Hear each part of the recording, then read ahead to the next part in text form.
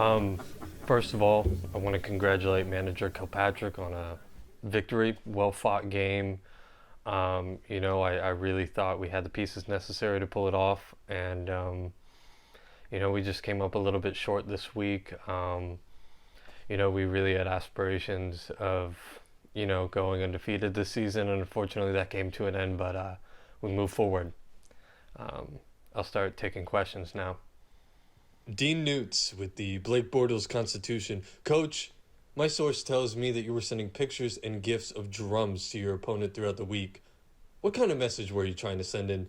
Do you believe it played a factor in your matchup? Yeah, thank you for the question, Dean. The report's true. I was sending pictures and gifs of drums to manager Kilpatrick. I was just trying to send the message that we were going to beat him like a drum. And as far as whether or not that played a factor in the game, you know, um, I know it didn't for us. We go out, we fight the same every week. As far as manager Kilpatrick, I think it gave him a little fuel, maybe rightfully so. He was a team coming off a loss. I think he got some advice, some consultation. He was playing two running backs from the same team every week, which I don't know why you do that. And, I was critical of that.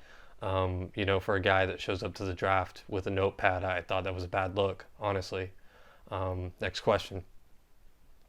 Barry. Hi, Coach. Thank you.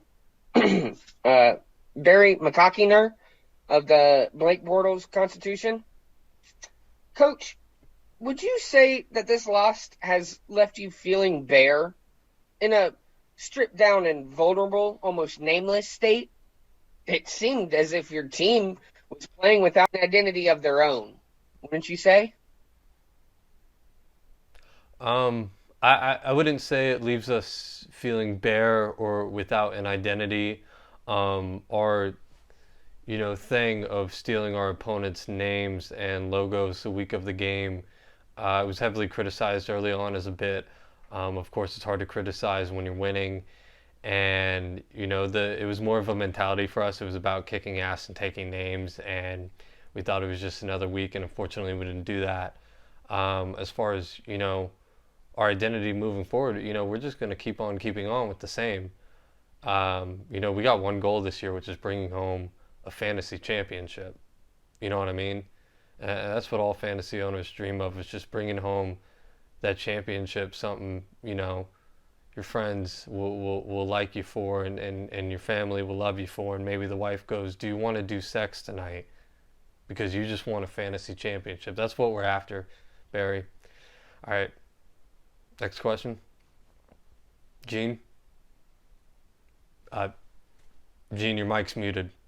Gene. All right, next question. Dick Aiken from the BSPN.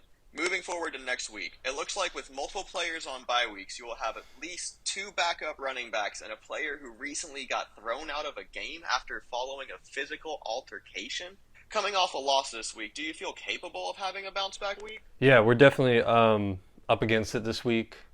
These aren't necessarily the two running backs. We expected to go into this week. I think they're great players. A.J. Dillon, Kenneth Gainwell. We're without Kamara this week. We lost Montgomery to injury. I think Madison's a really valuable piece. He's played just a key factor in a lot of our victories. And if he's up for it, we'll have him out there this week. I think right now, we're trying to facilitate a trade possibly, just to reassure ourselves. But I do think we're more than capable of a bounce back win. Tony, he's a player we picked up late last week, right before the game. We didn't have the intention of playing him. Maybe if we did, we would have come home with the W and we'd be 5-0 and not doing this press conference at 4-1. The bottom line is, he's a dog. He's a dog, and sometimes the emotions get the best of you. And I like that fight mentality, even when you're down.